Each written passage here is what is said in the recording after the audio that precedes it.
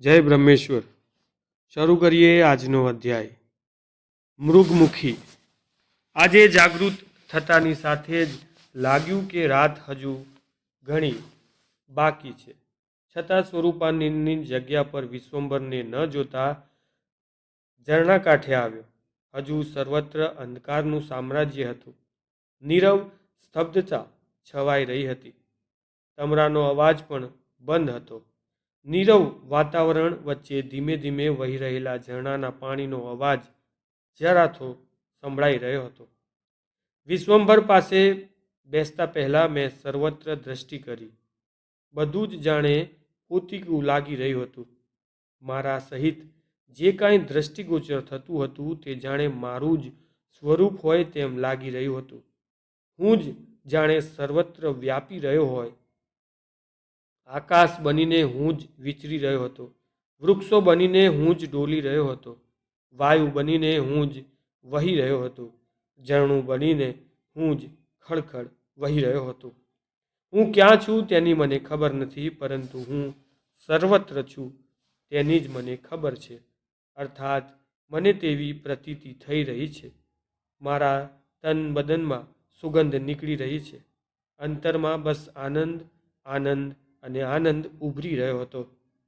હું આવી અનુભૂતિ કરતો વિશ્વંભરની લગોલગ ઊભો હતો ત્યાં જ તેના ગંભીર શબ્દો મારા કાને પડ્યા.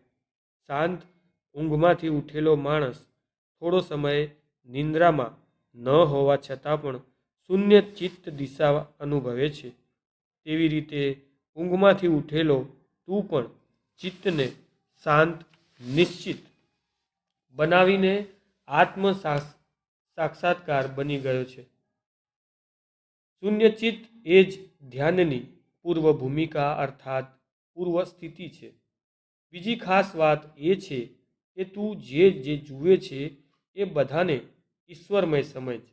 જે દ્રષ્ટિગોચર થાય છે એ બધું પરમ તત્વની ઉપલબ્ધિ છે એવું વિચારવાથી ધ્યાન વિશેષ સારું થાય છે. પછી થોડું અટકીને વિશ્વંભર મને પાસે બેસાડતા આગળ બોલ્યા. આ જ સાચી દ્રષ્ટિ છે જે જન્મ મરણના ચક્કરમાંથી છોડાવે છે. પછી દૂર દૂર દ્રષ્ટિ લંબાવીને વિશ્વંભર પુનઃ બોલ્યા. સમગ્ર વિશ્વ પરમાત્માનું જ અભિન્ન અંગ છે જે નર્યું સત્ય છે. પૂર્વ, પશ્ચિમ, ઉત્તર, દક્ષિણ, આગળ પાછળ, ઉપર નીચે બધે જ પરમાત્માના દર્શન કરનાર વ્યક્તિ જ તત્કાળ જીવન મુક્તિ પ્રાપ્ત કરે છે. પછી થોડું અટકીને ગંભીર સ્વરમાં પુનઃ કહ્યું. ગોપીઓએ એવું જ ધ્યાન કર્યું હતું. જ્યાં તેઓ દ્રષ્ટિ કરતી ત્યાં જ શ્યામને નિહાળતી હતી. તેમના માટે તો યમુના પણ શ્યામ, કુંજ અને વન પણ શ્યામ, ગાયો પણ શ્યામ, પોતે પણ શ્યામ, મનમાં શ્યામ, તનમાં શ્યામ, બધે જ શ્યામ જ શ્યામ. શ્યામ સિવાય તેમને કશું જ દેખાતું ન હતું. પછી મારા તરફ દ્રષ્ટિ કરીને વિશ્વંભર હસીને બોલ્યા. આ જાતનું ધ્યાન અને જ્ઞાન ગિરિકંદરાઓમાં ગયા વગર પણ પરિપૂર્ણ થઈ શકે છે. એ જ્ઞાનોત્તર ધ્યાન છે. એમાં પરમેશ્વરનું જ્ઞાન મહત્વનું છે. વિશ્વંભરની વાત હું ધ્યાનથી સાંભળી રહ્યો હતો ત્યાં જ એક આશ્ચર્યજનક દ્રશ્યનો મને અનુભવ થયો. હવાનો એક જોરદાર સપાટો આવ્યો અને એક સફેદ વસ્ત્રધારી પારદર્શક સાધુ થોડો હવામાં ઉડતો અમારી પાસેથી ઝડપથી પસાર થઈ ગયો. જાણે હવાનો એક જોરદાર સપાટો આવ્યો હોય અને ચાલ્યો ગયો હોય. હું આશ્ચર્યથી વિશ્વંભર સામે સ્તંભિત બનીને જોઈ રહ્યો હતો ત્યાં જ વિશ્વંભર શાંત ચિત્તે બોલ્યા. એમાં કશું જ આશ્ચર્ય પામવા જેવું નથી. તે પ્રેતાત્માઓને ખૂબ જોયા છે. આ એક સાધુનો પ્રેતાત્મા હતો. તે અધૂરી સાધના મૂકીને આયુષ્ય પૂર્ણ થતાં અધૂરી ઈચ્છાઓએ મૃત્યુ પામ્યા છે. મૃત્યુ પછી સાધક કે સાધુએ પણ આ રીતે પ્રેતાત્મા સ્વરૂપે નિર્ગમન કરવું પડે છે. ક્યારેક ક્યારેક આ ગિરનાર પરિસરમાં આવા સાધુના આત્મા થોડા પ્રત્યક્ષ સ્વરૂપે દ્રષ્ટિગોચર થતા હોય છે. પછી થોડું વિશ્રાંતિ બાદ કમંડલમાંથી થોડું જલપાન કરીને મુખ પર હાથ ફેરવતા તેઓ બોલ્યા, હવે ગઈકાલે અધૂરી રહી ગયેલ ગિરનાર મહાત્મ્યની કથા થોડી આગળ વધારીશું. ગિરનારનું મહાત્મય કહેવું અને સાંભળવું એ પણ પાપ હરતા અને પવિત્ર કરતા છે. અહીં પ્રારંભ કરતા વિશ્વંભર આગળ બોલ્યા, આમ તો આ પૌરાણિક કથા મેં સાંભળેલી છે અને ક્યાંક થોડી વાંચેલી પણ છે, એટલે તે સ્વરૂપમાં જ હું કથા રજૂ કરીશ. પછી થોડું હસીને મારો સ્પર્શ કરતા વિશ્વંભર બોલ્યા, વાસ્તવમાં હું તારા જેવો લેખક નથી, એમ કથાકાર પણ નથી. તેથી જે જાણ્યું છે તે તેના તે જ સ્વરૂપમાં રજૂઆત કરીશ. ભવનાથ અને મૃગીકુંડ વિશેની પૌરાણિક કથા મુજબ ચંદ્રવંશમાં જન્મેલા ભોજ નામનો રાજા કનોજ નગરી રાજધાનીમાં રહીને અનેક પ્રદેશો પર રાજ્ય કરી રહ્યો હતો. તમામ ઉત્તમ ગુણો ધરાવતો તે ભોજ રાજા પ્રજાનું ધર્મયુક્ત રહી પુત્ર સમાન પાલન કરતો હતો. તેની વિશિષ્ટતા એ હતી કે તે નવીન વાતો સાંભળવાનો શોખીન હતો. તેથી પર્વતો અને જંગલોમાં તેના સેવકો બધે ફરીને નવી નવી વાતો તેને પહોંચાડતા. એક દિવસ તેના કોઈ અનુચરે આશ્ચર્યકારક દ્રશ્ય જોયું, જે કહેવા માટે તે રાજા પાસે આવી પ્રણામ કરી નિવેદન કરવા લાગ્યો, હે રાજન, એક ઘણા ગાઢ જંગલમાં હું વિચરતો હતો ત્યારે મૃગલાના સમુદાયમાં ઘૂમતી એક મૃગમુખી અર્થાત સુંદરીના શરીરવાળી એક મૃગલીને મેં જોઈ. મૃગ ચહેરો ધરાવતી આ સ્ત્રી મૃગમુખી સ્ત્રી મૃગલાઓ સાથે રહી તેમના જેમ કૂદે છે. અનુચરની આવી આશ્ચર્યકારક વાત સાંભળી રાજા આશ્ચર્ય પામી મૃગમુખી સ્ત્રીને નજરે જોવા સારું ચતુરંગી સેના સાથે અનુચરે બતાવેલ જંગલમાં આવ્યો. ઘોડા, રથ વગેરે દૂર રાખી માત્ર પાયદળ સેનાને હાથમાં પાસ વગેરે સાથે રખાવી આજ્ઞા આપી કે તમામ સૈનિકો હાથમાં ઝાડ અને પાસ લઈ આ પર્વતના તમામ નાકાઓ, નાના મોટા રસ્તાઓ ચારે બાજુ બંધ કરી દો. સાથે આજ્ઞા આપતા રાજાએ સૈનિકોને તાકીદ કરી કે કોઈ પણ પ્રાણીની હિંસા કરવી નહીં, પરંતુ બધાએ એ મૃગના ટોળાઓ પર નજર રાખવી, તપાસ કરાવી કે ક્યાં મૃગમુખી સ્ત્રી દેખાય છે. આ પ્રમાણે રાજા ભોજે આજ્ઞા આપી અને પોતે સ્વયં ઘોડા પર સવાર થઈ જે અનુચરોએ ખબર આપ્યા હતા તેને તથા કેટલાક માહિતગાર પારધીઓ સાથે લઈ રાત્રિ દિવસ તે પર્વતની તળેટીમાં સતત ફરવા લાગ્યો. તમામ સેનાને રાજાએ આજ્ઞા કરી કે તમારે કોઈ વિશેષ બોલવું નહીં, અર્થાત જરૂર જણાય તો ઈશારાથી વાતચીત કરવી. એ પ્રમાણે ગાઢ વનમાં ફરતા ફરતા એક દિવસ રાજાએ એક મૃગનું ટોળું જોયું. તેમાં મધ્યમાં સ્ત્રીના દેહવાળી અને મૃગના મુખવાળી એક અત્યંત સુંદર સ્ત્રીને પણ જોઈ કે જે મૃગલીઓની સાથે મૃગ પ્રમાણે જ દોડતી અને કૂદકા મારતી હતી. રાજા આશ્ચર્ય પામી જોઈ રહ્યો ત્યાં જ તે મૃગમુખીને ઘોડાઓની ગંધ આવતા અને તે સાથે મૃગોનું ટોળું ભાગવા લાગતા તે મૃગમુખી પણ ગભરાટથી આમ તેમ દોડવા લાગી.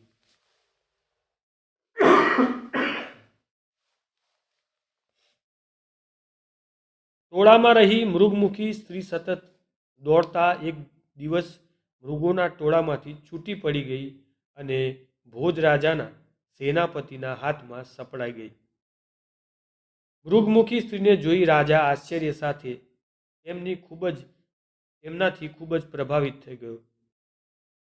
બહુજન સમાજમાં તેની ખબર પડતા લોકો પણ તે મૃગમુખી સ્ત્રીને જોવા માટે એ વખતે ઘસી આવ્યા. રાજાએ તે જ વખતે તે મૃગમુખી સ્ત્રીને ઉત્તમ વસ્ત્રો અને ઘરેણાં પહેરાવી સારી રીતે શણગારી. પછી તેને સુંદર પાલખીમાં બેસાડી આગળ વેદ ધ્વનિ કરતા બ્રાહ્મણોને રાખી રાજા ભોજે તે મૃગમુખી સ્ત્રીને પોતાના મહેલમાં સન્માનપૂર્વક રાખી. રાજાએ છડીદાર સાથે સેનાપતિને અને તમામ લશ્કરને પોતપોતાના સ્થાને જવાની આજ્ઞા આપી. તે પછી રાજા ભોજ પોતાના અંતઃપુરમાં જઈ પોતે સ્નાનાદિ નિત્ય કર્મ પતાવમાંથી પરવારીને મૃગના મુખવાળી સ્ત્રીને પણ સુગંધિત સુંદર સ્વચ્છ જલથી સ્નાન કરાવી, દિવ્ય કેસર કસ્તુરીનો લેપ કરી, દિવ્ય વસ્ત્રો પહેરાવી, પછી શણગારોથી શણગારી તેને ખૂબ સત્કાર કરી. તે રાજા તે મૃગમુખીને પોતાના અંતઃપુરના એકાંતમાં લઈ ગયા. મૃગમુખીનું દેહ લાલિત્ય જોઈ રાજા તેનાથી અત્યંત મોહાંધ થઈ ગયો. તે અત્યંત વિહળ પણ થઈ ગયો હતો. તેનું દેહ લાલિત્ય જોઈ રાજા કામથી વિહળ થઈને વિચારી રહ્યો હતો કે મારા અંતઃપુરમાં એકથી એક સુંદર મૃગનયની સ્ત્રીઓ છે, પરંતુ આ મૃગમુખી સ્ત્રીના નયનો જેવી અથવા તેના નયનોની તુલનામાં બધી જ સ્ત્રીઓ ઉતરતી છે. મૃગમુખી સ્ત્રીના નિતંબ સુડોળ કેળના સ્તંભ જેવા સાથળ સુંદર તેજસ્વી નયનો જોઈ મુગ્ધ બનીને રાજા તે મૃગમુખી સ્ત્રીને પૂછવા લાગ્યો, હે મૃગમુખી, તમે કોણ છો? કોના પુત્રી છો? શા કારણથી તમે મૃગ સાથે ફરો છો? હે મનુષ્યના શરીરવાળી મૃગમુખી, તમે મને તમારી ઉત્પત્તિ વિશે કહો. આ પ્રમાણે રાજાએ જ્યારે તે મૃગમુખીને પૂછ્યું તો તે સુંદર નયનોવાળી મૃગમુખી સ્ત્રીએ માત્ર 1-2 વાર પણ પટપટાવી જાણે મૂંગી હોય તેમ કશો જ પ્રત્યુત્તર ના આપ્યો, પણ પોતાના સુંદર નયનો માત્ર રાજા સમક્ષ દર્શાવતી ઊભી રહી. રાજાએ વારંવાર આ જ પ્રશ્ન પૂછવા છતાં મૃગમુખી તરફથી કોઈ જ પ્રતિભાવ મળ્યો નહીં. તેના તરફથી કશો જ પ્રતિભાવ ન મળતા તેનામાં અત્યંત મુગ્ધ થઈ ગયેલ રાજા ભોજ ખૂબ જ દિલગીર થઈ ગયો. નિરાશ થઈ ગયેલો રાજા ભોજ અને નિષ્ફળ અને નિરાશ પ્રેમની આફક એટલો બધો દુઃખી થઈ ગયો કે તેણે વિહરી પ્રેમની જેમ ખાવા પીવાનું પણ બંધ કરી અનાજનો ત્યાગ કર્યો. એટલું જ નહીં, કિંતુ અંતઃપુરની સુંદર સ્ત્રીઓ તથા રાજ્યની સમૃદ્ધિ પરથી પણ તેનું મન ઉતરી ગયું. હવે તેને મૃગમુખી સ્ત્રી આગળ બધું જ તુચ્છ લાગવા માંડ્યું. તેના મોહમાં તે લગભગ ગાંડા જેવો થઈ ગયો. આ રીતે ઘણા દિવસો પસાર થઈ ગયા, પરંતુ રાજા વિદ્વાન અને સમજદાર હોય એક દિવસે તેને પોતાના પ્રતિહારીને બોલાવીને કહ્યું, આપણા પુરોહિત તથા તમામ સારા જ્યોતિષીઓ, સારા પંડિતો, પ્રસિદ્ધ વેદો અને બધાને શીઘ્ર મારી પાસે ઉપસ્થિત કરો. પ્રતિહારી રાજાના હુકમ અનુસાર રાજાએ કહેલા વિદ્વાનો તથા અન્યોને સાથે લઈને શીઘ્ર બધાને લઈ માનસપુર સર રાજા સમક્ષ ઉપસ્થિત થયા. રાજાએ ઉપસ્થિત થયેલ બધાને ઊભા થઈ પ્રણામ કરી સૌને યોગ્ય આસન આપી પોતાના કાર્ય માટે તત્પર એવા બ્રાહ્મણોને નમ્રતાપૂર્વક કહ્યું, હે પરમ પૂજ્ય બ્રાહ્મણ પંડિતો, મારે આપ સહુને એક આશ્ચર્યકારક વાત કહેવી છે. પછી થોડું અટકીને રાજા ભોજ આગળ બોલ્યા, જંગલમાંથી મને મનુષ્યના દેહવાળી મૃગના મુખવાળી સ્ત્રી મળી આવી છે. તો આપ આ સંબંધિત આવા કોઈ જ્ઞાન અથવા આ સંબંધે આપ જે કંઈ જાણતા હોય અથવા અન્ય કોઈ બીજી વિદ્યાથી આ સંબંધે જે કંઈ પણ જાણતા હોય તે સંબંધે મને આપ કહેવા યોગ્ય છો. આપ મને જણાવો કે આ મૃગમુખી માનવ દેહ ધારણ કરતી સ્ત્રી સ્વરૂપે કઈ રીતે ઉત્પન્ન થઈ અને વળી કયા કર્મથી મૃગમુખી બની ગઈ છે અને કયા ઉપાય વડે મનુષ્ય પ્રમાણે બોલવાની શક્તિવાળી અને મનુષ્યના મુખવાળી થાય તે મને સ્વતઃ જણાવવાની કૃપા કરો. આટલી કથા કહેતા વિશ્વંભર થોડી વિશ્રાંતિ લેવાની ઈચ્છા થઈ આવતા મૌન ધારણ કરી કમંડળમાંથી જલપાન કર્યું. મેં વિશ્વંભર તરફ દ્રષ્ટિ ખસેડી મારી બાજુમાં જોયું તો એક વિખરાયેલ જટાવાળા સાધુને શાંતિથી મારી પાસે બેઠેલા જોયા. વિશ્વંભરને કશું જ આશ્ચર્ય થયું હોય તેવું લાગ્યું નહીં. તેણે સાધુના પ્રણામ નિર્લેપ ભાવે સ્વીકાર્યા. મેં પણ પેલા સાધુને ઓમ નમો નારાયણ કહી પ્રણામ કર્યા. પછી સાધુના કહેવા મુજબ તેમનું સાધના સ્થળ અહીંથી જ થોડે દૂર બે શિલાઓની વચ્ચે આવેલ બખોલ જેવા સ્થાને હતું અને વિશ્વંભરના મુખે થતી કિરનાર મહાત્માની કથા સાંભળવા જ અત્રે પધાર્યા હતા. તેમના કહેવા મુજબ તેઓ નિત્ય નિયમ મુજબ દરરોજ કથા સાંભળવા આવે છે, પરંતુ આજે જ મારી દ્રષ્ટિ તેમના પર પડી. મને થોડું આશ્ચર્ય થયું અને તરત જ આશ્ચર્ય સ્વાભાવિક બનતી ઘટનામાં પલટાઈ પણ ગયું. વિશ્વંભરને આની જાણ હતી, પરંતુ બિનજરૂરી વાત કરવાનું વિશ્વંભર ટાળે છે તેની મને ખબર હતી. મેં પુનઃ સાધુ તરફ દ્રષ્ટિ કરવા મારી બાજુમાં નજર કરી તો ત્યાં કોઈ હતું નહીં.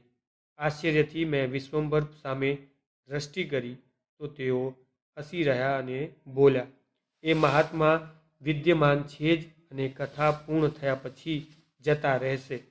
પછી થોડું હસીને બોલ્યા, આ બાબતને પણ સ્વાભાવિક ઘટના સમજી હવે પછીની કથા સાંભળવા ચિત્ત ધ્યાનથી લગાવો.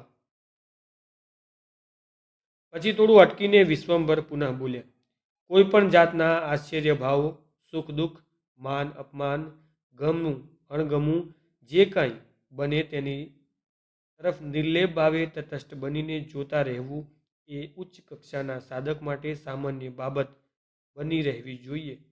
ભાવરહિત માનસિક કેળવવું જ એ ઉચ્ચ સાધક માટેની પ્રમાણિક કેળવણી છે.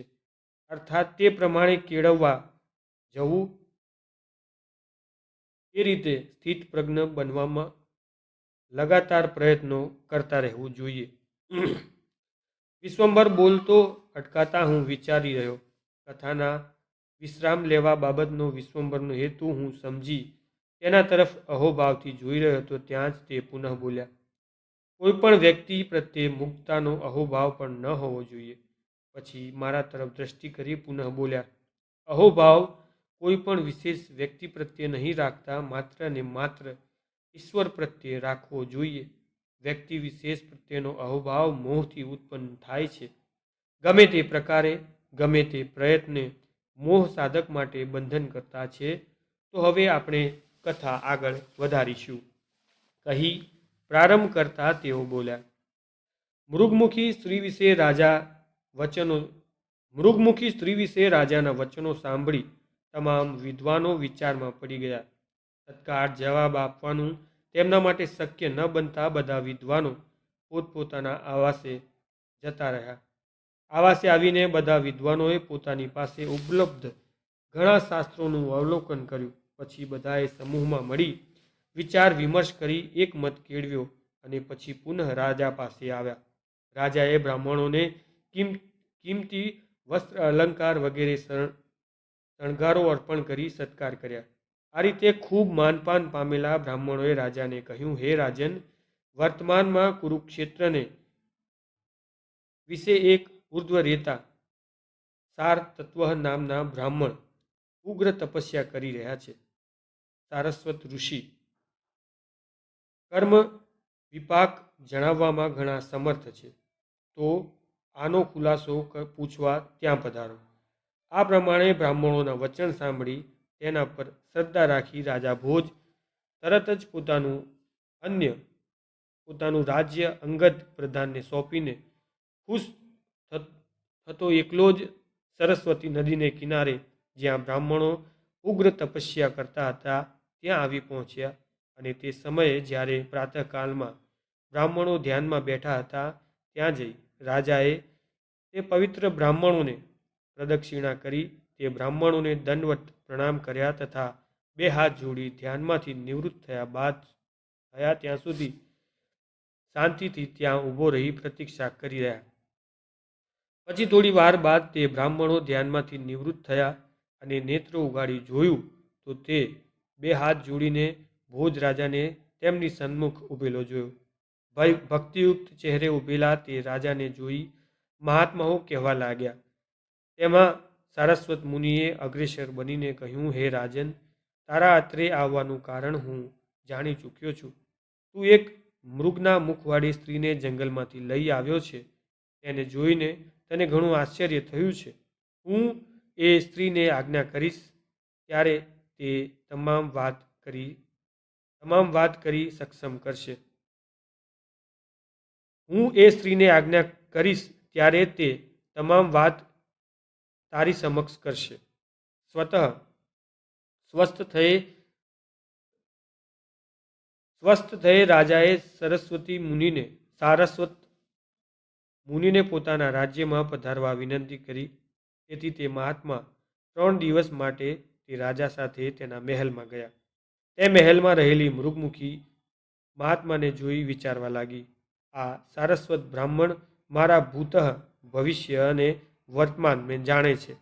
મારી તમામ વાત તેના જાણવામાં છે. એટલું જ નહીં, મારા પૂર્વજન્મની, મારા મરણ થયા સુધીની બધી જ કથા જાણે છે. કારણ કે તેને વાસ્ત્રપત ક્ષેત્રમાં ભવનાથ પાસે ઉગ્ર તપ કર્યું છે. તપના અંતે રાધા દામોદરના પ્રતાપથી તે વિષ્ણુ સમાન થયેલ છે. ઉપરાંત તે મહાત્માના તમામ પાપ ભસ્મ કરી સ્વયં ભવનાથે શંકર સ્વરૂપે તેને પ્રત્યક્ષ દર્શન આપ્યા છે. ગુરુ દત્તાત્રેયના પણ તેને દર્શન થયા છે. માટે તે બ્રાહ્મણ જો મને આજ્ઞા કરશે તો મારે બોલવું જ પડશે. મૃગમુખી વિચાર કરીને સ્તંભની જેમ ઊભી હતી. એવામાં જ રાજા સહિત તે મહાત્મા તેની પાસે આવીને ઊભા રહ્યા. તે મૃગમુખી એ મહાત્માને જોઈને પ્રણામ કર્યા, પરંતુ તે સાથે જ તે ચેષ્ટા વગરની થઈને પૃથ્વી પર પડી ગઈ. મૃગમુખીને પડતી જોવા છતાં મહાત્મા જરા પણ વિચલિત થયા નહીં. પડવાનું કારણ જાણી ગયેલા તે મહાત્માએ રાજા ભોજને હસીને કહ્યું, તમારી સાથેની પૂર્વજન્મની વૃત્તિ જે ઝાંખી ઝાંખી તેને થઈ આવી, તેથી તે મૂર્છિત થઈ ગઈ છે. આને પુનઃ ભાનમાં લાવવાનો ઉપાય કરવો પડશે. માટે હું કહું તે પ્રમાણે તમે કરવા માંડો. રાજાએ સંમતિ દર્શક મસ્તક નમાવી આના માટે તૈયારી બતાવતા એ સારસ્વત મહાત્માએ પુનઃ રાજાને કહ્યું, હે રાજન, તમે શીઘ્ર વિદ્વાન બ્રાહ્મણોને તેડાવો. પવિત્ર જળના કળશો મંગાવો, જેમાં સર્વ પ્રકારની ઔષધિઓ હોવી જોઈએ. પંચવલ્લભ ઔષધિઓ, ચંદન, પુષ્પ, અક્ષત, ધૂપ, દીપ, પંચગવ્ય, મધ વગેરે સામાન તૈયાર કરાવો. રાજાએ આ પ્રમાણે તમામ સામાન મંગાવ્યો અને પવિત્ર સ્થાનમાં ઘેરુનું મુંડન કરીને સાથિયા વગેરેની મંડળને સુશોભિત કરાવ્યું તથા ત્યાં વિધિ પ્રમાણે ગૃહ સ્થાપન તથા અગ્નિની સ્થાપના કરાવી. બાદમાં નવગ્રહોનું પૂજન કરાવી. પછી બ્રાહ્મણો દ્વારા પ્રધાન દેવોનો હોમ કરાવી ગૃહોનું પૃથક પૂજન કરાવીને એક સુવર્ણ પાત્રમાં સ્કંદ કળશનું જળ લઈને સારા મુહૂર્તમાં મૃગમુખી પર વેદના મંત્રથી અભિષેક કર્યો. તુરંત જ એ જ વખતે કન્યા મૃગમુખી અભિષેક યુક્ત થઈ તે બાળા જાગૃત થઈ ને ચારે બાજુ દ્રષ્ટિ કરવા લાગી. તે જ વખતે તેને તેના પૂર્વજન્મની સ્મૃતિ થઈ આવી.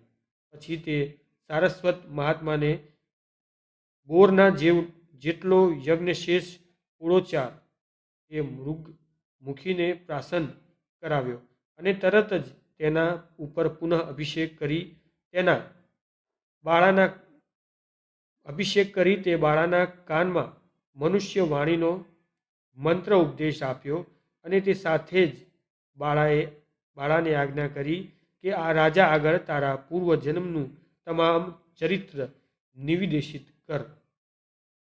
આ પ્રમાણે ગુરુના વચન સાંભળીને તે બાળા રાજાને ગંભીર અને મૃદુ સ્વરે કહેવા લાગી, હે ભોજ રાજા, અમારા પૂર્વભવ અર્થાત પૂર્વજન્મનું વૃત્તાંત ઘણું દુઃખદ છે. છતાં તમારે તેથી લેશ પણ દુઃખ પામવું નહીં. તમારા આ ચાલુ વર્તમાન જન્મની 7મે જન્મે તમે કલિંગ દેશના રાજાના પુત્ર હતા.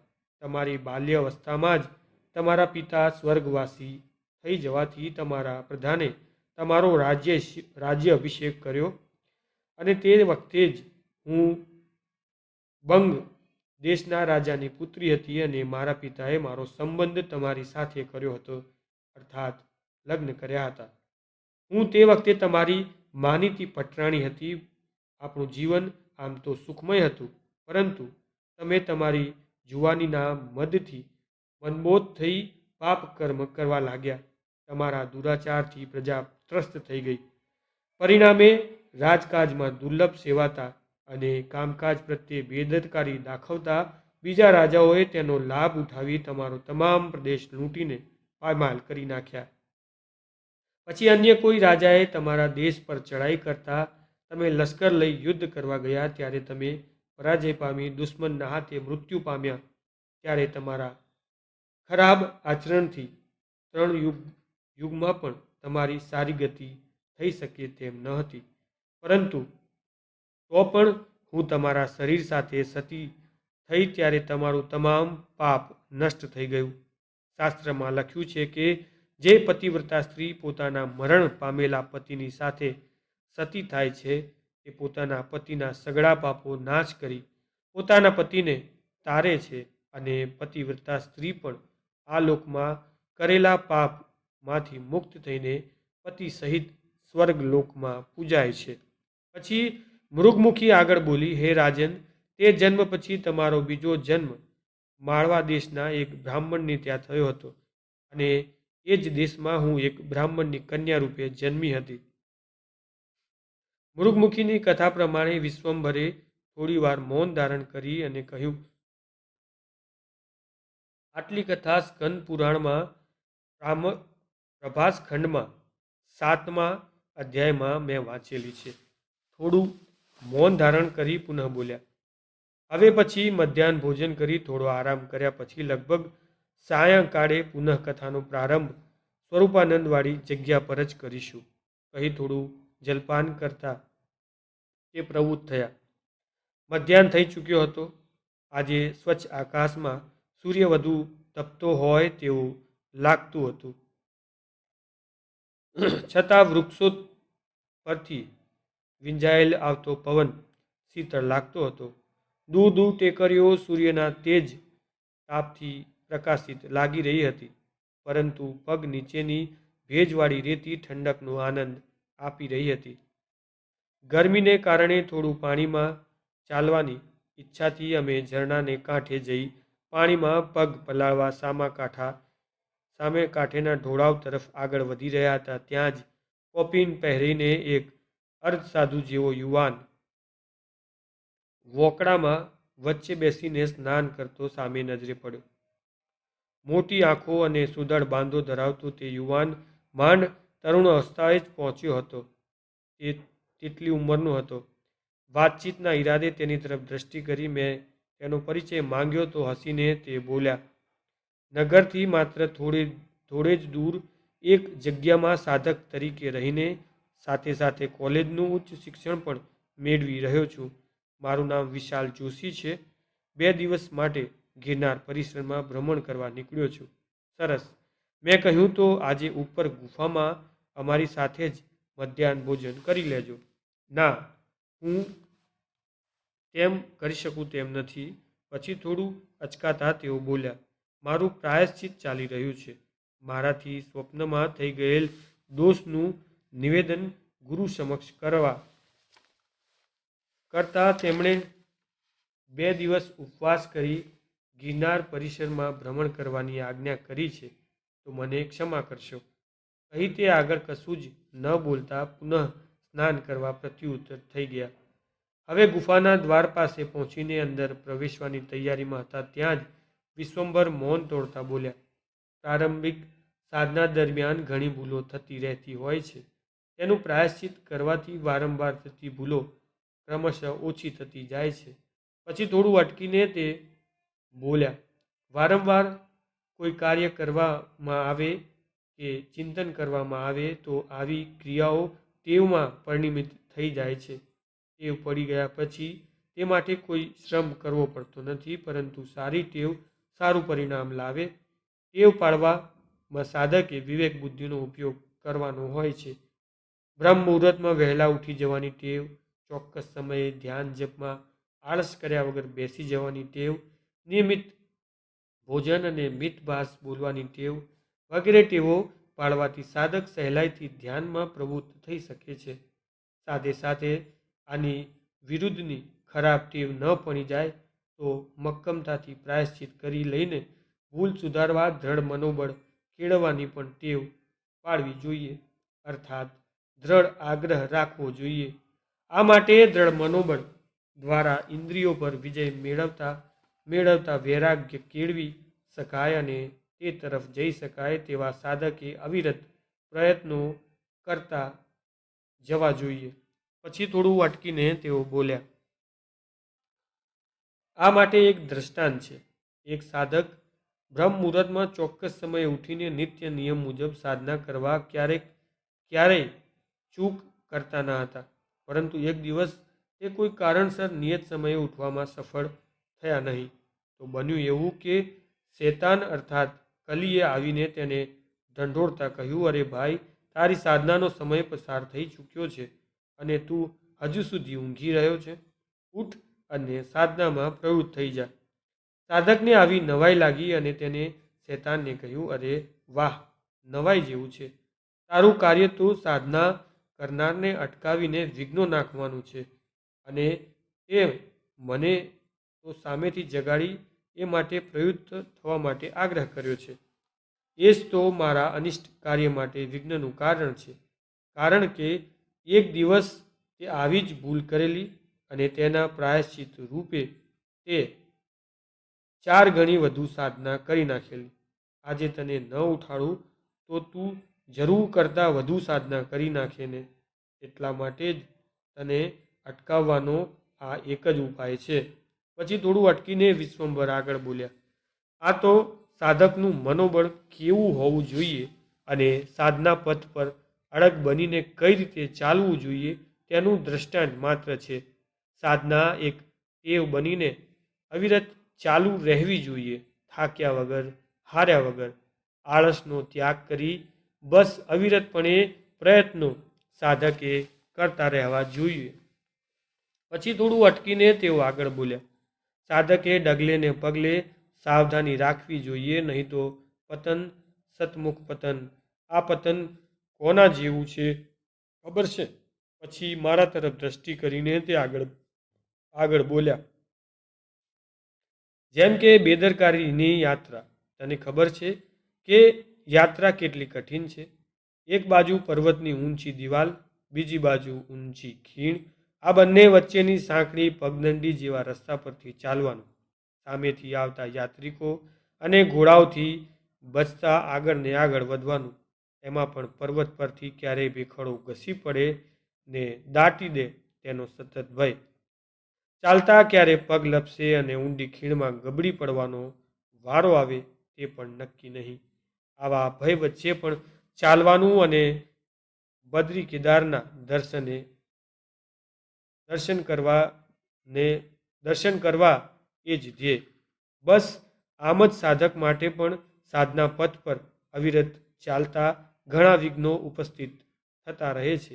જેમ કે પર્વત પરથી ઘસી પડતી ભેખડની જેમ અચાનક આવી પડતી કોઈ મુશ્કેલી, કોઈ સજ્જનનું અકસ્માત મૃત્યુ, તેનો આઘાત, કોર્ટ કચેરી જેવી આપત્તિ. આવા બનતા બનાવો વિઘ્નરૂપે આવી સાધકને વિચલિત કરી નાખે છે.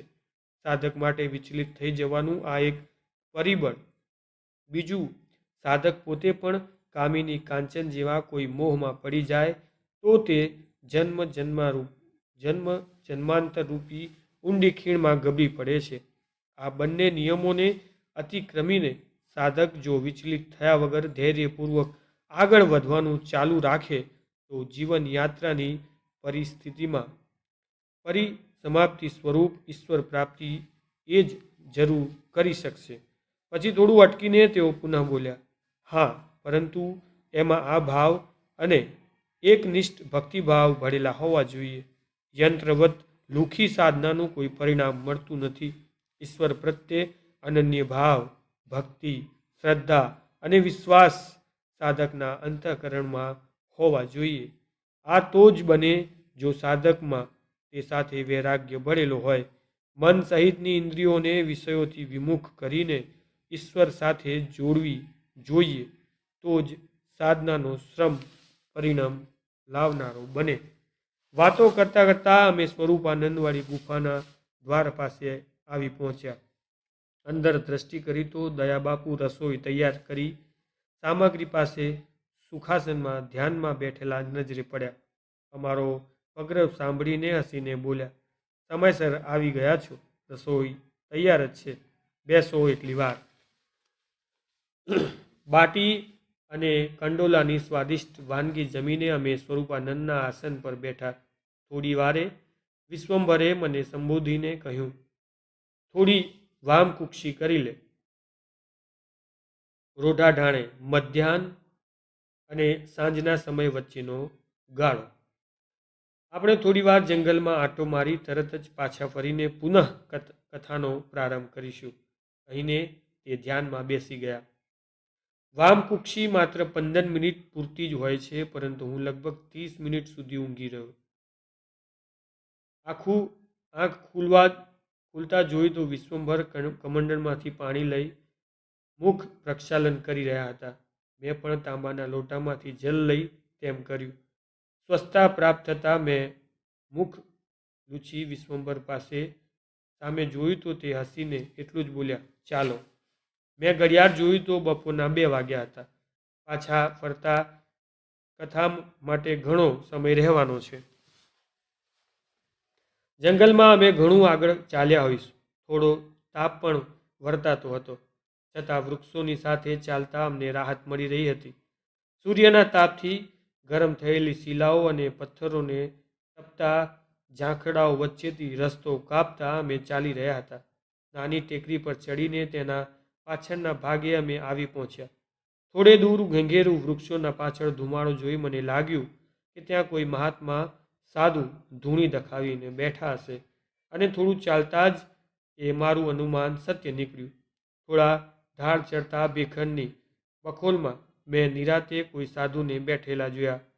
વિશ્વંભરે કશું જ પણ બોલ્યા વગર તે સાધુ સામે બેસવાનો મને ઈશારો કરી હું થોડી વારમાં આવું છું કહીને વૃક્ષોની પાછળ અદૃશ્ય થઈ ગયા.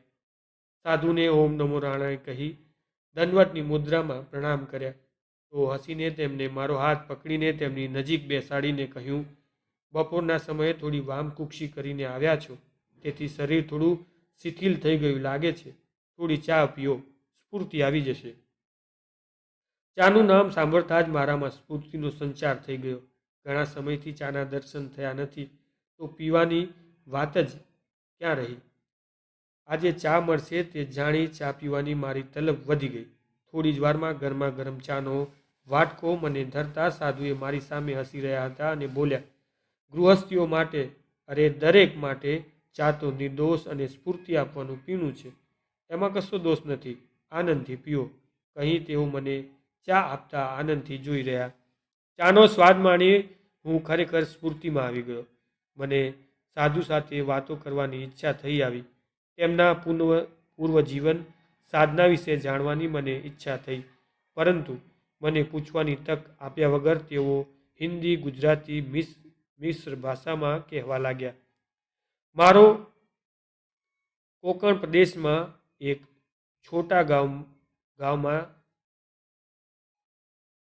મારો જન્મ કોંકણ પ્રદેશના એક છોટા ગાંવમાં થયા છે. પિતા કા મુँह તો મેં દેખ્યા છે, પરંતુ ધાર્મિક માતાએ મને લાડ સે મોટા કર્યા છે. પછી તો તેમની વાતોનો સાર જે તેમણે હિન્દી ગુજરાતી ભાષામાં કરેલો તે આ પ્રમાણે છે. સાધુ કોંકણના એક ગામમાં જન્મ્યા હતા. સમજણા થયા તે પહેલાં જ પિતાનો સ્વર્ગવાસ થયો. માતાએ લાડથી ઉછેર્યા. માતા ધાર્મિક અને પવિત્ર હતા. તેમના ઘરે સાધુ અવારનવાર પધારતા. તેમણે બાળક એવા આ સાધુને સુશિક્ષિત કરેલા. કિશોર અવસ્થાએ પહોંચેલા એ સાધુના શિક્ષણ અને જ્ઞાન ખૂબ વધી ગયેલા. સંસારની માયાજાળથી તેઓ મુક્ત થઈ ગયા હતા. ત્યાં જ માતાના મૃત્યુ થતાં સાધુના આશ્રમમાં રહી વૈરાગ્ય પામી સાધનાની ઉચ્ચ ભૂમિકાએ પહોંચ્યા હતા. ગુરુનું પણ અવસાન થતાં સાધુ આશ્રમની પણ માયા છોડીને નીકળી પડ્યા અને અનેક તીર્થોમાં ફરી અનેક મહાત્માઓ પાસેથી ઘણું જ્ઞાન પ્રાપ્ત કરતા રહ્યા. આ રીતે ભ્રમણ કરતા છેવટે થોડા વર્ષોથી ગિરનાર પરિસરમાં રહીને સાધના કરતા થોડા માસથી આ જગ્યાએ સ્થિર થયા હતા. વિશ્વંભર તથા અન્ય સાધુઓ સાથે પણ તેમનો પરિચય થયો હતો. આવા જંગલમાં રહેતા સાધુ ભોજન માટે શું કરતા હશે?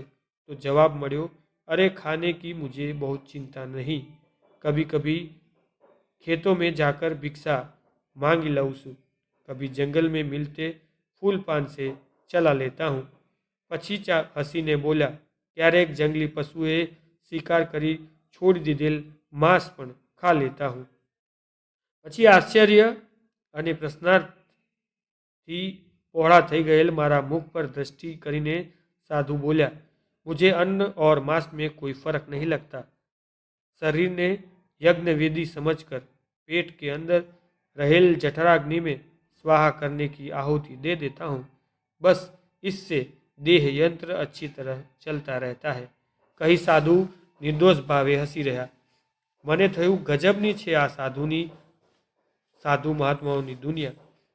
જ્ઞાનને આત્મસાત કરી ઘોર જંગલના આનંદમાં દિવસો ગુજારતા અને પોતા સહિત પ્રાણીઓ માત્રમાં તો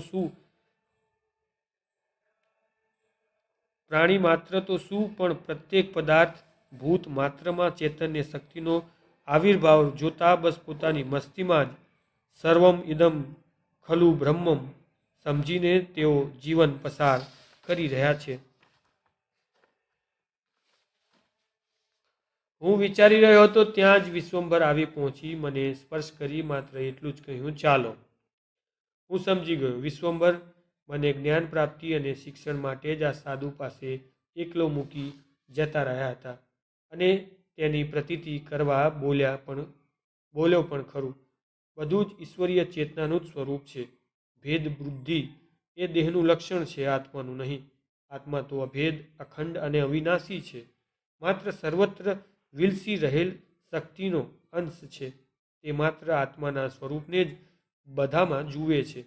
પછી પદાર્થો ગમે તે સ્વરૂપમાં હોય તેને તેમાં કોઈ ફરક લાગતો નથી. પછી થોડું અટકીને તેઓ બોલ્યા, રામકૃષ્ણ પરમહંસને પોતાની વિષ્ઠામાં પણ બ્રહ્મના અર્થાત મહાશક્તિ કાલીના જ દર્શન થતા. તેઓ વિષ્ઠાને સ્પર્શ કરતા કે ચાખતા પણ સંકોચ અનુભવતા ન હતા. ચાલતા અમે પુનઃ સ્વરૂપાનંદવાળી ગુફામાં આવી પહોંચ્યા. દયાબાપુ ત્યાં જ હતા. વિશ્વંભરે કહ્યું, દયા રાત્રિ ભોજનનો પ્રારંભ કરવા ભિક્ષા માટે ખેતરોમાં વસતા ખેડૂતો પાસે ગયા હશે. થોડી વારમાં આવીને પોતાનું કાર્યમાં પ્રવૃત્ત થઈ જશે. પછી થોડું અટકીને આસનસ્થથી સામે મને બેસાડી જલપાન કરીને બોલ્યા, હવે આપણે અધૂરી રહેલી મૃગમુખીની કથા આગળ ચલાવીશું. મૃગમુખી સ્ત્રીએ પોતાના આગલા પૂર્વજન્મનું વૃત્તાંત રાજા ભોજ સમક્ષ આગળ વધારતા કહ્યું, હે રાજન. મૃગમુખી એ રાજાને સંબોધીને કહ્યું, માળવા દેશમાં મારો પૂર્વજન્મ થતાં હું બ્રાહ્મણ કન્યા તરીકે જન્મી. તમે પણ બ્રાહ્મણના ઘરે જન્મેલા, ખૂબ જ સમૃદ્ધ હતા. તમારા માતા પિતા મૃત્યુ પામ્યા. તમારે ભાઈઓ હતા નહીં. તમે સમૃદ્ધ હોવા છતાં બહુ જ લોભ વૃત્તિના સ્વચ્છંદ પૃથ્વી પર ફરતા હતા. સ્વભાવે તમે અત્યંત ક્રોધી, અભણ હોવાથી વેદશાસ્ત્ર જાણતા ન હતા. બ્રાહ્મણોચિત સ્નાન સંધ્યા પણ તમે ક્યારેય કરતા ન હતા. પરંતુ હું દેવમાં શ્રદ્ધા રાખી ધર્મ કાર્ય કરતી હતી, તેથી તમે વારંવાર મારા પર ક્રોધ કરતા હતા. તેમ છતાં હું તમને પરમેશ્વર માનીને સેવા કરતી હતી, કારણ કે સ્ત્રીને પતિ એ જ પરમેશ્વર છે એમ હું દ્રઢપણે માનતી હતી. પછી મૃગમુખીની આંખોમાં આંસુ સાથે આગળ બોલી, તે જન્મમાં મને વારંવાર એવો વિચાર આવતો હતો કે હું બ્રાહ્મણ કુળમાં જન્મેલ છે, છતાં કોઈ દિવસ દાન, પુણ્ય, વ્રત, તીર્થયાત્રા, દેવપૂજન, પિતૃશ્રાદ્ધ, તિલપાત્રદાન, ગૌદાન, સુવર્ણદાન, શ્વેતદેવ, ગૃહગ્રાસ વગેરે કરતા નથી. કેવળ ભિક્ષા માંગી જે દ્રવ્ય આવે તે પૃથ્વીમાં દાટી દે છે. પછી થોડી વાર મૃગમુખી રાજાને પોતાના તથા રાજાના પૂર્વજન્મનું વૃત્તાંત સંભળાવતા આગળ બોલી, તમને ઉત્તમમાં ઉત્તમ બ્રાહ્મણનો દેહ મળ્યો હોવા છતાં તમે તમારા આત્મકલ્યાણ માટે કશું જ કર્યું ન હતું, કેવળ દ્રવ્ય સંચય કર્યો. પછી થોડા રોષ સાથે મૃગમુખી પૂર્વ વૃત્તાંત સંભળાવતા આગળ બોલી, જે મનુષ્ય પોતાના આત્મકલ્યાણ માટે જ કશું જ કરતો નથી તેને બીજા જન્મમાં પ્રથમ નર્કમાં પડવું પડે છે અને ત્યાં અત્યંત યાતના ભોગવવી પડે છે. આ પ્રમાણે હું હંમેશા વિચાર કર્યા કરતી હતી. પછી નિશાસ સાથે મૃગમુખી રાજા ભુજને પૂર્વજન્મનું વૃત્તાંત સંભળાવતા રાજાને સંબોધીને આગળ બોલી, હે રાજા, તેવામાં તે બ્રાહ્મણનો કાળ આવ્યો. હે રાજા, ત્યારબાદ હું પણ મારા બ્રાહ્મણ પતિની માફક ધન એકત્રિત કરવા લાગી, પરંતુ વિધિના નિયમ મુજબ અર્થાત ઈચ્છા મુજબ મારું ધન મારા પતિના પિતરાય ભાઈઓ લૂંટી ગયા. પણ કાળક્રમે હું પણ મૃત્યુ પામી. તે બ્રાહ્મણનો જન્મ તે જ દેશમાં સર્પ રૂપે થયો હતો અને મારો પણ જન્મ તે જ દેશમાં બ્રાહ્મણના ઘરે કન્યા રૂપે થયો હતો. જ્યારે હું 8 વર્ષની થઈ ત્યારે તે જ ગામના એક બ્રાહ્મણ પુત્ર સાથે મારા લગ્ન કરવામાં આવ્યા, પરંતુ હું જે બ્રાહ્મણ પુત્રને પરણી હતી તેના જ ઘરમાં તું પણ છુપી રીતે શ્વેત સ્વર્પ રૂપે આવીને રહેવા લાગ્યો. એ સર્પને પૂર્વજન્મના સ્મરણો લીધે મારા આગલા જન્મના પતિ છે તેનો ખ્યાલ આવી જતા તે મારા પતિને કરડ્યો. મારો બ્રાહ્મણ પતિ તરત જ સર્પદંશના ઝેરથી મૃત્યુ પામ્યો. પછી કરુણ સ્વરમાં આગળ બોલતા મૃગમુખીએ રાજા ભોજને પોતાના પૂર્વ જન્મનું વૃત્તાંત આગળ વધારતા કહ્યું, હું બાળ વિધવા થઈ ગઈ. મેં મારું મસ્તક મુંડાવ્યું, સફેદ વસ્ત્ર ધારણ કર્યા અને હું ઈશ્વરની ભક્તિ કરવા લાગી. વિધવા અવસ્થામાં જ હું ચંદ્રાયણ વગેરે અનેક પ્રકારના વ્રતો કરવા લાગી.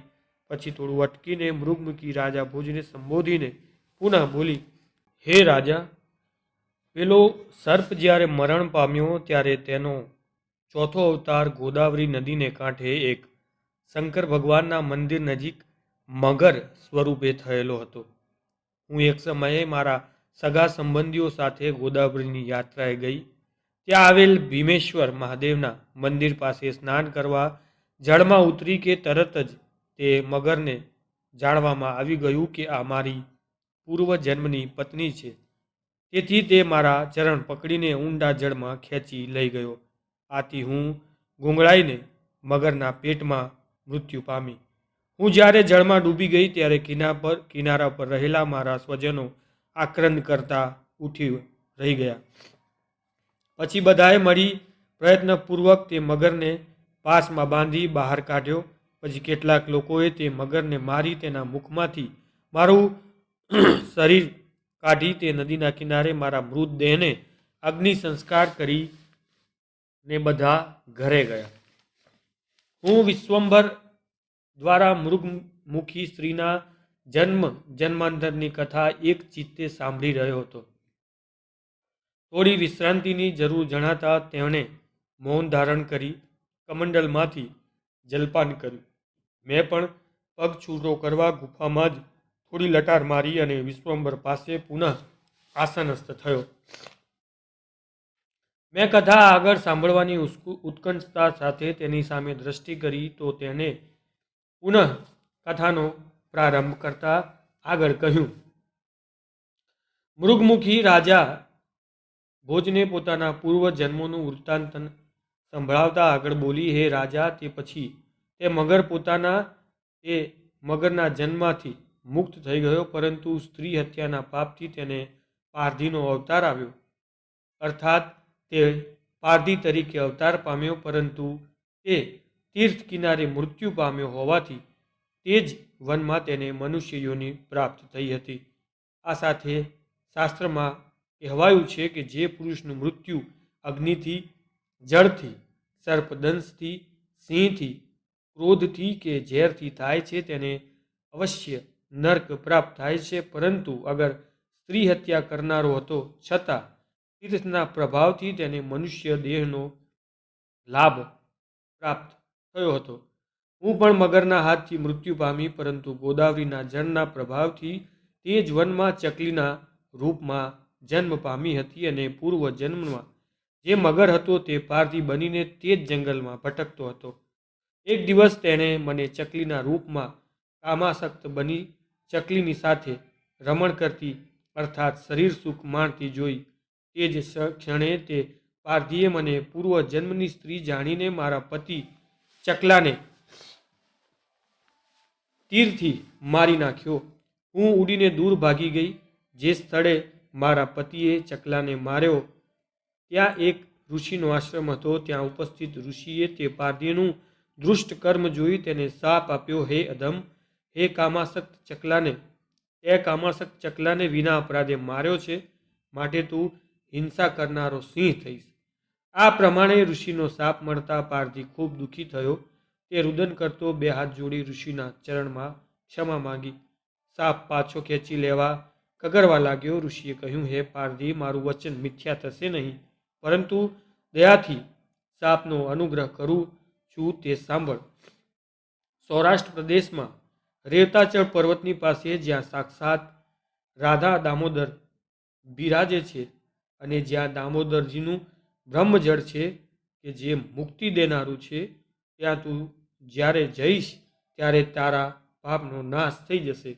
કારણ કે જે મહાન મોટા પાપ કરનારા હોય તે પણ વસ્ત્રાપથ તીર્થના પ્રભાવથી પાપ રહિત થઈ જાય છે. કારણ કે જ્યાં ભવાની સહિત સાક્ષાત ભગવાન બિરાજે છે ત્યાં તારા પાપમાંથી તને મુક્તિ મળશે. આ પ્રમાણે ઋષિના વચનો સાંભળીને પારધી ચાલતો થયો અને ઋષિ પણ ભીમેશ્વરના દર્શન કરવા લાગ્યા. મૃગમુખી સ્ત્રી આ પ્રમાણે રાજા ભૃદને વૃત્તાંત આગળ બોલે છે. આ પ્રમાણે ઋષિના શાપથી રેવતાચળમાં તે પારધીને સિંહનો અવતાર આપ્યો અને હું એ ચકલી હતી તેનો અર્થાત મારા અવતાર રેવતાચલ પર્વતની તળેટીમાં મૃગલી રૂપે થયો. હું મૃગના જૂથોને સાથે હંમેશા આનંદ કરતી હતી, પરંતુ તેટલામાં જ પેલો સિંહ તે વનમાં કામાન થઈને ફરતો હતો. તેણે મને મૃગલીને જોઈને મારા પૂર્વજન્મની સ્ત્રી છે તેમ જાણીને સિંહના સ્વભાવ પ્રમાણે મને ગ્રહણ કરવા તેણે મારા પર તરાપ મારી. ઈશ્વરે મૃગને ચંચળતા આપી છે.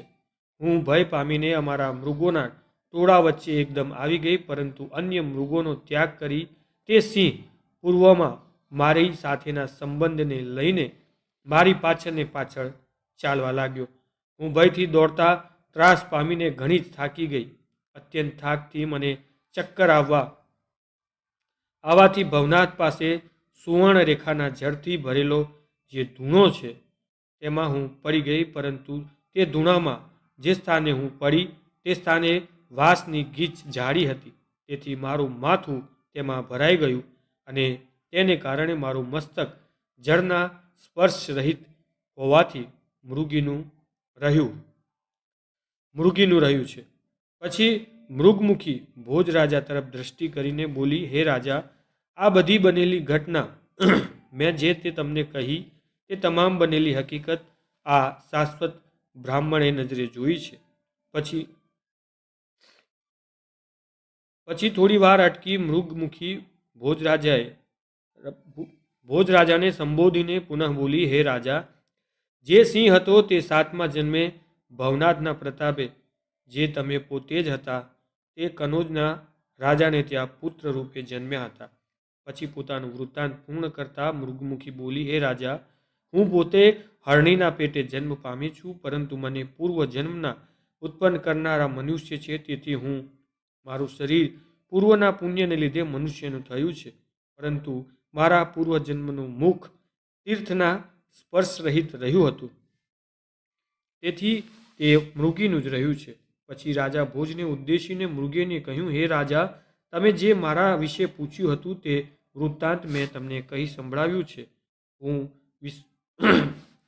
હું વિશ્વંભર દ્વારા મૃગમુખીનું વૃત્તાંત એક ચિત્તે સાંભળી રહ્યો હતો. ત્યાં જ વિશ્વંભર સિંહને બોલ્યો, હવે લગભગ સંધ્યા થવા આવી છે, આપણે આટલેથી જ કથા પૂર્ણ કરીશું કહીને મૌન સેવી. તેઓ મૌન સેવી રહ્યા. ત્યાં જ મને લાગ્યું કે મારી પાછળથી ઉઠીને કોઈ જતું રહ્યું છે. તરત જ મને ખ્યાલ આવી ગયો કે કથા સાંભળવા આવતા જંગલમાંથી કથા સાંભળવા આવતા મહાત્મા જ હતા જે અમને કાલે બહાર શિલા પર મળ્યા હતા, જે સૂક્ષ્મ દેહે નિત્ય નિયમ મુજબ ગિરનાર મહાત્માની કથા સાંભળવા અત્રે આવતા હતા. હવે મને ખ્યાલ આવ્યો કે દયા બાપુ રાત્રિ ભોજન બનાવી રહ્યા હતા. વિશ્વંભર સ્વરૂપાનંદની જગ્યાએ જ ધ્યાનસ્થ થઈ ગયા હતા. બહાર સંધ્યા ખીલી ઉઠી હતી. ગુફામાં થોડો અંધકાર હતો, પરંતુ ધૂણાના અગ્નિથી પ્રકાશ પૂરતો મળી રહ્યો હતો. મને ગુફાના દ્વાર પર બેસવાની ઈચ્છા થવાથી હું ગુફા દ્વાર પર થોડી વાર માટે આવી ગયો. આકાશ ઘેરેવું રંગની રંગાઈ ગયું હતું. હવાની શીત લહેર અને વૃક્ષોના ડોલન મારા હૃદયને આનંદથી ભરી રહ્યા હતા. ન કોઈ ચિંતા, ન કોઈ ભવિષ્યનો વિચાર, ન ભૂતકાળની સ્મૃતિ, બસ વર્તમાનની એક એક ક્ષણમાં આનંદ. જાણે આનંદનો પ્રવાહ મારા હૃદયમાં વહી રહ્યો હતો. બધું જ ભૂલાઈ ગયું હતું. પત્ની, પુત્રો, પૌત્રીઓ, બસ વર્તમાનની જ ક્ષણો મારા પાસેથી પસાર થઈને ભૂતકાળ બનીને ઓગળી જતી હતી. એકદમ શાંત અવસ્થામાં મારું સમગ્ર અસ્તિત્વ નિગૂઢમાં સરી ગયું હતું. આ અવસ્થામાં આનંદની અભિવ્યક્તિનું વર્ણન કરવામાં હું સમર્થ નથી. બસ લાગતું હતું કે હું બ્રહ્માંડમાં નીલ નીલ આકાશ બનીને શીતળ પ્રકાશમાં ઘૂમી રહ્યો છું. હું આ અવસ્થા માણી રહ્યો હતો ત્યાં જ મારા કાન પર દયા બાપુના શબ્દો અથડાયા, ચાલો હરિહર કરવા, તમારી જ રાહ જોવાઈ રહી છે. રાત્રિ ભોજન બાદ આજે કશું જ કરવાનું હતું નહીં. દયા બાપુ સમેટીને નિજ સ્થાન પર જતા રહ્યા. વિશ્વંભર પુનઃ ધ્યાનમગ્ન બની ગયા હતા. મેં પણ પથારીમાં લંબાવ્યું. રાત્રિ સારી રહી હતી. હું ગાઢ નિંદ્રામાં ઊંઘી ગયો. આજનો આ અધ્યાય અહીં સમાપ્ત કરીએ છીએ. મળીશું આવતા અધ્યાયમાં. ત્યાં સુધી જય બ્રહ્મેશ્વર. નમો નારાયણ.